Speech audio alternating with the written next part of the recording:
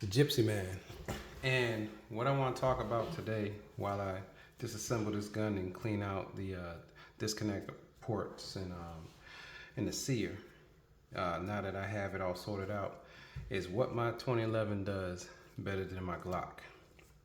And what my 2011 does better than my Glock, first off, is shooting the same ammo.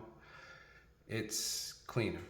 Like when I have to clean this gun after I shoot it compared to this one, the powder gets all over the place with my Glock, and this one the powder seems to stay, kind of in the same areas, and it's just less work to clean the gun quickly.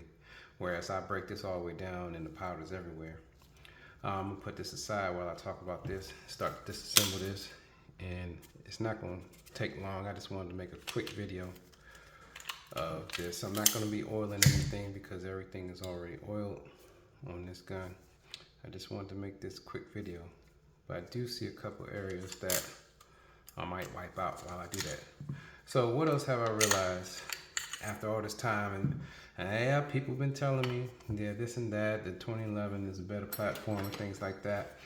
And I had to go with my own experience, and my own experience has been, I guess, a slow one, because I think I've had this gun for like maybe a year, and I dedicated the rest of the year to mastering this gun, and I'm glad I did.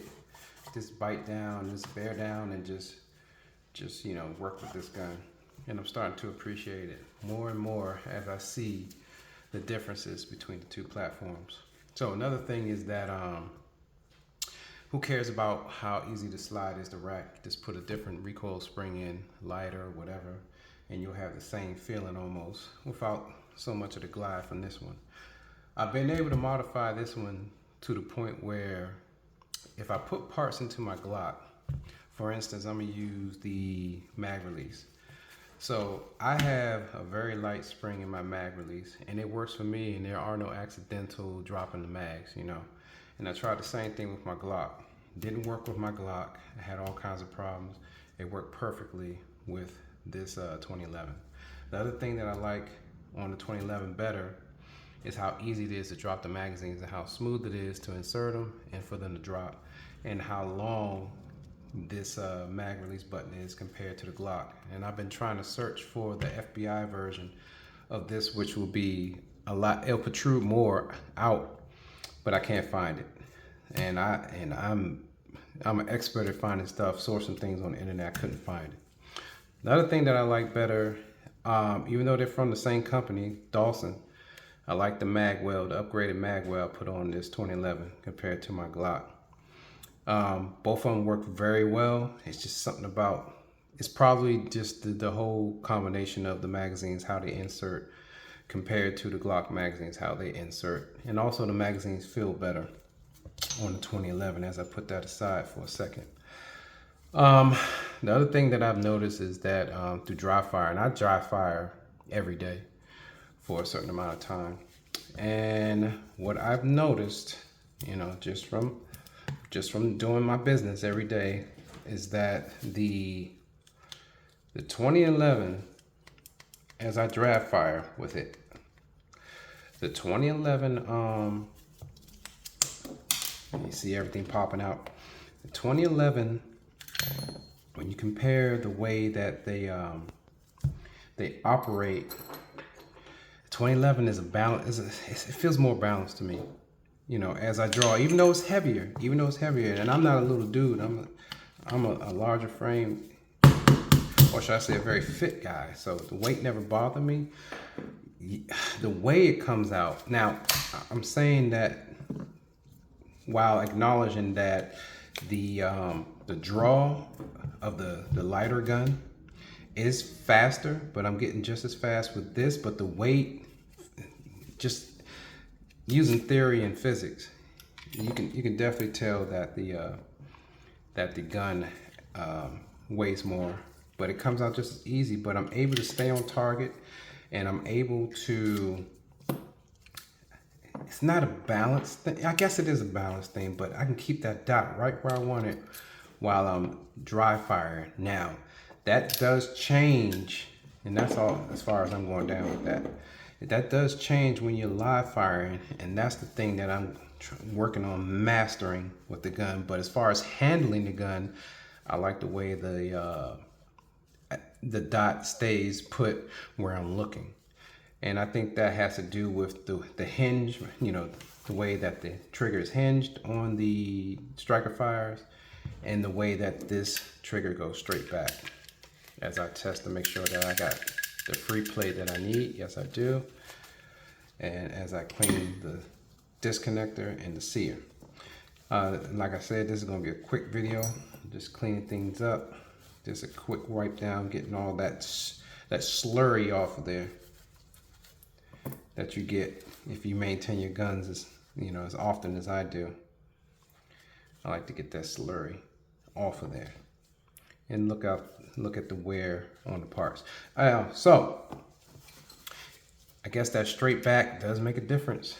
I mean, I just have more control over the straight back trigger, which just comes to no surprise for people who already know this platform.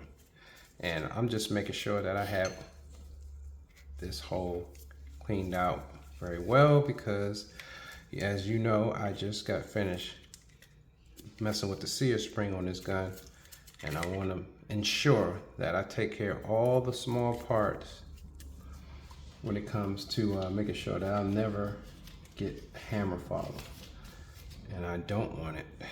So I'm just going to take care of all the cleaning points for the disconnector, make sure that the disconnector can move freely and I won't have any issues. All right, so that's the only thing I'm doing, and then I'm just going to put it right back together. And one of the other things that I've noticed, of course, the trigger shoots, I believe it shoots faster. I felt like it was easier and you have more control over the trigger weight. I like that. I like that I can deal with it's more customizable when it comes to a trigger job because of the spring. You can manipulate the spring. On the Glock, you can't do that. You're basically just plugging and playing without having to file down any parts. And I'm not going to file down any parts because I want my Glocks to stay reliable. Even though I don't carry my competition gun, I still want it to run flawlessly. Another thing that I like about the Glock, though, is that it's drop safe. And we all know that the 2011s are not drop safe. So I've grown to appreciate it. I think this journey of just forcing myself just to use my 2011 has been well worth it. And I'm gonna continue on it. And last competition I shot with just that gun. So it doesn't really matter to me which gun I'm shooting with, because I'm still, at this point, I still shoot my Glock, I believe, better than my 2011. And on classifiers, I think my Glock may be my classified gun until I get, until I just really get it down. Because last classifier I had to perform it, I made the mistake and was going too fast, and I did not disengage the safety. So no one likes to do that, and it cost me some time.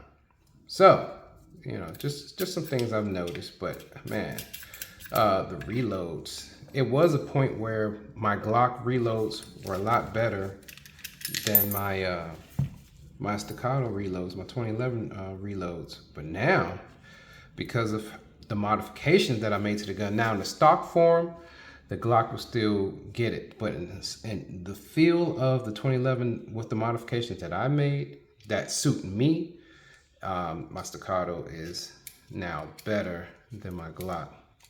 So I'm accomplishing a lot of things in a short amount of time, and my confidence is just growing, and I'm feeling real enthusiastic about the possibilities with this 2011 platform. And no, I'm not gonna, this is probably the only time and the only gun that I will spend this much money on, because unless somebody else is sponsoring me, and You know, they want to pay for a gun, that's cool. If they want to loan a gun, that's cool. But this will be the only 2011 that I purchased, you know, with my own money. And you can count on that. These guns just cost too much for the little bit of gain that you get from it. And going from one 2011 to another, it's probably not going to give me anything more than a just noticeable difference. So this should be my only one, but those are the things I noticed with the 2011 that I like and appreciate. And I think I'm there. I think I got it to where I need it to be. Of course, there's always more I can do. I only got the trigger down to 3.5 pounds, and I'm good with that because all of my guns are 3.5, from my competition to my rifle. So I'm used to that feel. I don't have a problem with that feel, and I can maintain the steadiness, you know, at 3.5. That's fine with me. I don't need to go any lighter. You know, I felt the Atlas and all that stuff, but it was just a noticeable difference. And I'm sure it makes a big difference in distance. But for me, you know, most of my stuff is in 10, 15 yards, so I don't consider that any type of distance. So I just wanted to make that quick video talking about the differences that I've noticed with the 2011 versus my Glock. I still love my Glock. This will always be my backup gun and probably my qualifier gun, just to eliminate having to use the safeties. And I still have greater control. I can keep the dot tighter with the Glock for right now, and I'm sure this is going to come up just as well as the grip changes just a little bit, and it's starting to have more control. And as I get faster with the doubles, when needed, you don't need to blaze your doubles all the time. Sometimes you need control and precision with these no-shoes. But as far as competition is concerned, this is coming up real fast, and it's probably going to be my primary. Well, it's pretty much all my primary for this year. The Glock is always going to be in there. It's always going to be in the bag and ready to go. And I feel confident that I can move from this, if something goes wrong, to this with no problem in the same match. So I just wanted to make that quick video. I'm going to put this back together. This wasn't about disassembly or anything like that, but you know, that it comes together fairly quickly. And I think y'all seen me do that pretty much more. So if you're considering the two and you're going from a striker fire to a 2011, to be honest with you, I mean, you can't go wrong. You can't go wrong with the decision. It's just all about how much money you want to spend in it. And don't assume that when you buy a 2011 versus your striker fire that you're automatically going to be shooting better. Because I'm going to tell you right now, that's false. There's a learning curve, and it's going to take you a while. It took me a year, and I'm still learning, but I'm almost there. So don't spend the money unless you got the money to just go out there and get a gun. Do not buy it and take it to your next match and think that you're going to do better. Because I'm going to tell you right now, that's not going to be the case. If anything, you're going to do worse. I can probably promise you're probably going to do worse, especially dealing with the safeties coming from striker fire. So I'm out, and next video, we'll think of something interesting to talk about. But for those who are considering the change or just a combination like myself, I say go with it. Peace.